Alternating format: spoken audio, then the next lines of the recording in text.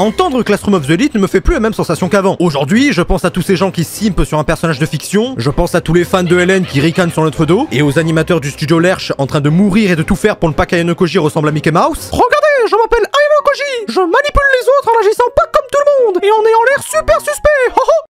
Vous aurez pas une clope? Une sorte de hype lointaine pour la saison 2 faisait que j'étais constamment hypé. Et le fait de lire le light novel me donnait un sentiment de supériorité sur les fans de l'animé qui espéraient désespérément une saison 2. Mais devinez quoi? On a eu cette saison 2. Mais maintenant que je l'ai regardée...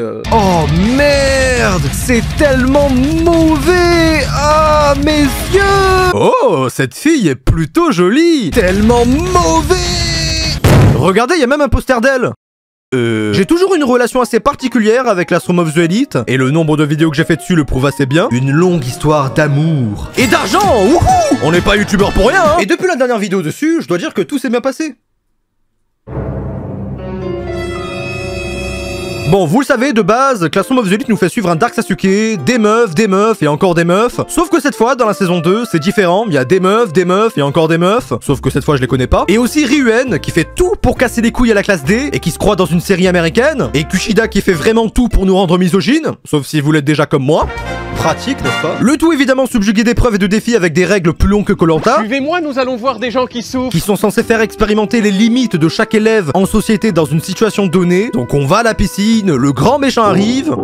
On discute avec des personnages qu'on ne connaît pas. Des grosses putes arrivent harceler une fille. La harcelée est en fait mignonne, donc normal qu'on ait ensuite un plan d'elle sous la douche. Ensuite on voit ce gars et ce... Waouh, attendez! Mais dans cette saison, on a enfin eu un peu de développement pour pas mal de personnages et pas mal de choses. À commencer par Kushida.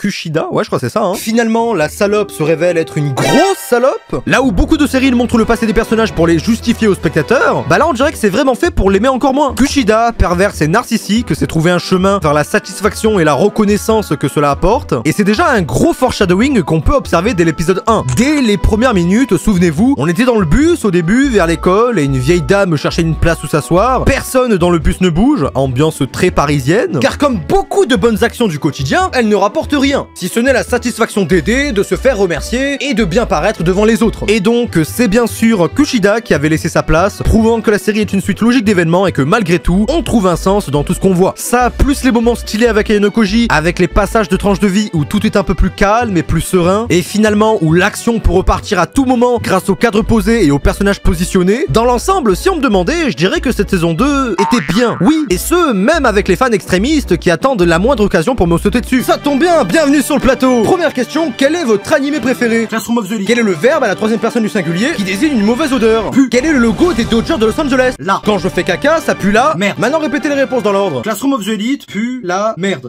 Et en direct sur YouTube, vous avez pas honte? Attendez. C'est la fin de cette émission, à plus tard. Mais honnêtement, cette saison 2 est-elle réellement si mauvaise que certains veulent le faire entendre? Franchement, moi je pense que cette saison 2 reçoit vraiment beaucoup trop de haine pour ce que c'est. Pour moi par exemple, il n'y a réellement que 2 raisons de ne pas aimer cette saison 2. Et la première, c'est...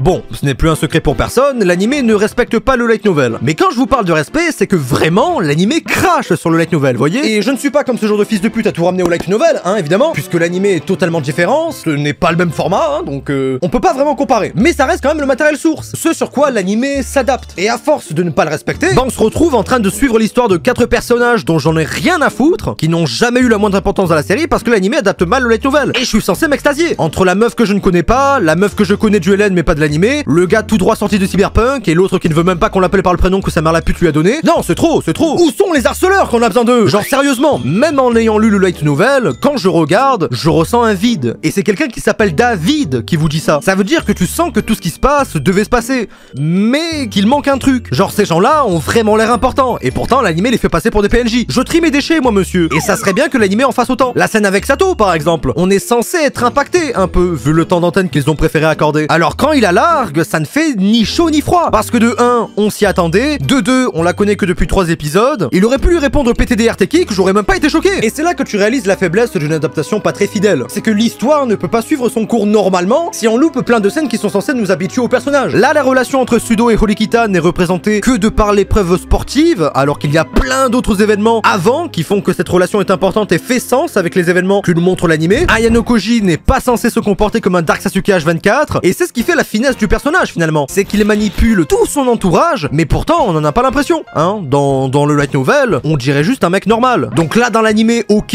il se dit « Je n'ai jamais eu de sentiments dans ma vie. Le sourire est un concept de façade fait par la société. » Alors qu'en vrai, il pense plus nibar.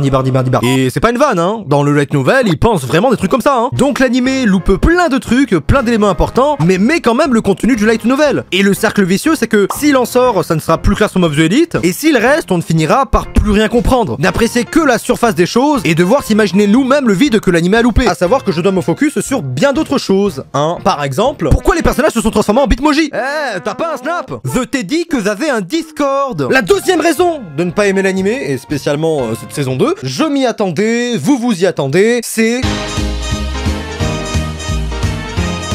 Bon, ce n'est un secret pour personne, l'animation pue sa mère, hein. Certains plans sont mauvais, réutilisés je ne sais pas combien de fois, et les visages parfois, je n'en parle même pas. Alors beaucoup m'ont dit la dernière fois qu'on n'est pas là pour l'animation mais pour l'histoire, et je suis d'accord, mais c'est pas une raison pour proposer un diaporama, hein. Si c'est comme ça, autant lire le roman léger. Vous aurez une histoire plus un beau visuel. C'est totalement hors sujet, hein, et je suis d'accord. Mais vraiment, voir des gens accepter cette médiocrité et dire que tout va bien, non là je peux pas, il y a des limites, Les gens aujourd'hui se moquent plus de l'animation de Classroom of the Elite que de Nanatsu no Taizai. C'est quoi ces conneries? Genre même l'animation du combat était certes très fluide avec quelques petits jeux de lumière très réussis, mais ça manquait vraiment de mise en scène, de force d'impact. Enfin genre, des fois j'avais même pas l'impression qu'il le touchait avec son poing. Ça manquait de plans, ça manquait de dynamisme, qui n'est pas pareil que la fluidité, attention. Essayez de comparer ça avec tes combats d'animé récents, on est loin du level. Après j'ai envie de vous dire que c'est pas un animé de combat, mais pour une scène que les gens attendent depuis 3000 ans d'être animée, ah bah ils auraient pu y mettre un peu plus d'argent, un peu plus d'efforts, oui peut-être. S'il y avait bien un épisode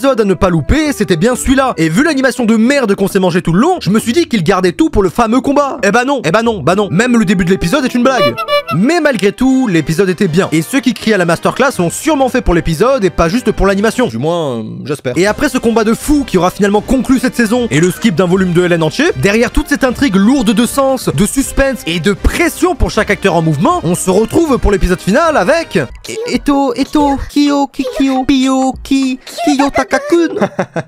J'aime faire des ennemis, hein, je le sais. Après, si on passe outre tout ça, je suis vraiment content de voir cet animé et cette saison 2, qui vraiment démarrait chaque épisode avec cet opening banger, ces personnages si badass et cette intrigue qui monte crescendo, parce qu'au final, tant qu'on kiffe ce qu'on regarde, bah c'est tout ce qui compte. Ici, on décrit si bien le comportement humain de base en société, et toute l'école incarne cette idée. Se servir de l'un et de l'autre à des fins précises, c'est purement rationnel. Et ça rejoint l'idée que l'humain est une créature sociale, que l'existence précède l'essence, car le but de l'un est aussi celui de l'autre, et Ayano Koji ne se préserve pas d'utiliser ses propres amis pour arriver à ses fins. Et je ne trouve même pas ça choquant, c'est juste normal. Regardez comment il s'en fout avec sa tasse de café. Retenez-moi.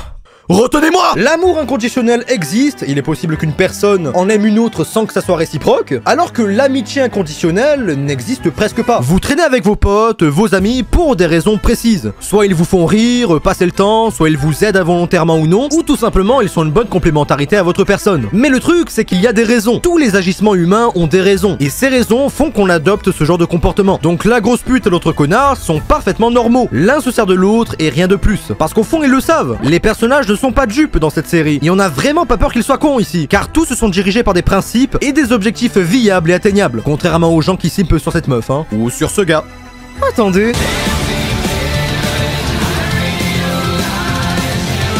Mais un truc que j'ai vraiment beaucoup apprécié, c'est les coupures scénaristiques. Les coupures scénaristiques donnent un côté réalistiquement imprévisible, car c'est ce que la vie a toujours été. Donc Ayano Koji qui se désintéresse de la montée de la classe D, c'est vraiment pas mal, tu t'y attends pas. Ça mêle sa vie personnelle à celle de tous ceux qui constituent l'intrigue actuelle, à commencer par ce fils de pute. Et je pense qu'on tient enfin le truc le plus pertinent que j'ai vu depuis un moment. Un antagoniste vraiment méchant. Mais pas méchant pour être méchant, mais réellement mauvais pour son propre plaisir vicieux. Quelqu'un qui prend les bonnes décisions dans les bonnes situations, même si ça revient à utiliser ses amis, n'est pas un fils de pute, ni même un méchant. Celui qui faute avec plaisir, lui, mérite un plus grand blâme que celui qui pêche avec douleur. Et c'est ça qui distingue cet antagoniste de tous les autres fils de pute de l'animé, y compris Ayano Koji. C'est que lui prend la décision la plus efficace et avec plaisir. Tellement que tu remarques même que ses camarades dans le fond ne sont pas tellement d'accord avec ce qu'il fait, mais qui n'agissent quand même pas, car ils savent qu'ils ne peuvent pas faire ce qu'il fait, malgré que ça soit la bonne chose à faire. Pour ça que j'adore Ayano Koji. Il reçoit le fruit de ses efforts sans fierté et peut perdre avec des intérêts. Il a l'art de conserver ses amis, de ne jamais s'en dégoûter, ni de s'en rendre éperdument épris, ce qui fait qu'il a place ce recul sur l'utilité de ces relations. L'art de vivre, comme le fait Ayano Koji, est plus semblable à celui de la lutte que de la danse. Il faut se tenir prêt et sans broncher à parer des coups directs et non prévus. Et cette saison 2 aura totalement répondu à mes attentes sur les mouvements de chaque personnage de cette série. Je suis franchement pas déçu, ouais. Quand j'entends cette musique se jouer alors que deux hommes parlent de l'avenir de toute leur classe, que les choses vont enfin commencer et que les acteurs majeurs de cette œuvre sont déjà en place, ça me fait kiffer en vrai. On dirait deux chefs d'état qui se rassemblent après une défaite. On est dans une putain d'école, je rappelle. Où sont les gens qui volent leurs 4 couleurs? Merde! Même si on a loupé un volume entier entre temps, la scène reste badass, faut l'admettre. Toute cette tension qui résulte de dialogues stylés, de tout ce flow qui résulte de personnages badass, affirmant ce qu'ils disent haut et fort, ces regards échangés pleins de fierté, de défis, franchement c'est kiffant de fou, hein. Quoi de mieux qu'une situation qui mélange joute verbale et provocation physique? T'as l'impression que ça peut partir en couille à n'importe quel moment, et quand finalement ça part, t'es pas déçu d'avoir attendu tout ce temps. La série te récompense de ton attente et de ta hype pour enfin lancer le combat, faire du 1v4 et tabasser tous ces fils de pute, et tiens, et prends encore ça, merde, c'est trop bien! Vrai homme aime la bagarre, peu importe les circonstances. Mais vrai homme aime aussi les doubles rencarts, hein, parce que j'ai un peu une âme de romantique. Donc globalement, cette saison 2 était bonne. Dans l'ensemble, on a répondu à toutes les attentes que pourrait avoir un fan d'animé. Mais se dire que la saison 2 aurait pu être mieux est vrai. Mais pour autant, ce n'est rien de nouveau par rapport à ce qu'on sait déjà depuis le début. Je ne sais pas pourquoi je garde cette tenue. Ça rend vraiment plus crédible tout ce que je dis. Beaucoup de gens iront blâmer les studios Lerche, et pourtant, est-ce qu'on peut vraiment leur reprocher une situation qu'ils n'ont pas voulu? Le comité de production fait tout. L'industrie veut qu'on produise vite et à faible coût, ne donnant pas le temps aux animateurs de mettre leur effort là où il faut et dans un temps respectable. Parfois les épisodes sont finis juste une heure avant leur diffusion. C'est horrible. Le management et la gestion de ce projet est terrifiante. Donc il faut savoir reprocher les bonnes choses aux bonnes personnes. Donc encore une fois, Kadokawa, c'est mérité ça. Mais quand même content d'avoir une saison 3 en 2023, j'avoue que je vous préviendrai en commentaire si on a une date plus précise évidemment, donc je vous invite à en laisser un. L'ultime chose reste quand même d'apprécier. Si au final comme moi vous avez kiffé votre temps devant cette saison 2, alors il n'y a aucun souci, puisque c'est tout ce qui compte. Et pour les autres, il faut savoir que le light novel est là pour être lu, et que l'animé ne change rien à la qualité du roman. De plus que celui-ci est quand même là pour vous donner envie de lire le roman. Et j'ai comme la forte impression que la saison 2 a été sabotée exprès pour qu'on aille lire le light novel. Mais ça serait peut-être aller un peu trop loin. Faut pas avoir peur. Dites-moi en commentaire ce que vous avez pensé de cette saison 2. Est-ce que comme moi vous avez relevé certains défauts, ou est-ce que vous avez totalement kiffé? Voilà, comme moi aussi d'une certaine façon. N'hésitez pas à aller voir cette vidéo si ça vous intéresse, car c'était tout pour cette vidéo, j'espère qu'elle vous aura plu et qu'elle vous aura aidé. Si c'est le cas, n'hésitez pas à vous abonner, liker, partager, ça me ferait vraiment super plaisir. Quant à moi, je vous dis à une prochaine vidéo, en attendant, portez-vous bien, mes adieux. Step by step, hold on till we die, but remember to take a hold of your light. Change might bring you back the start, but no one will help you through it. We won't crawl back up, nothing slows us down since the sky's still waiting for us to let out. To take a chance in this crazy world we call Earth, will go drowning around.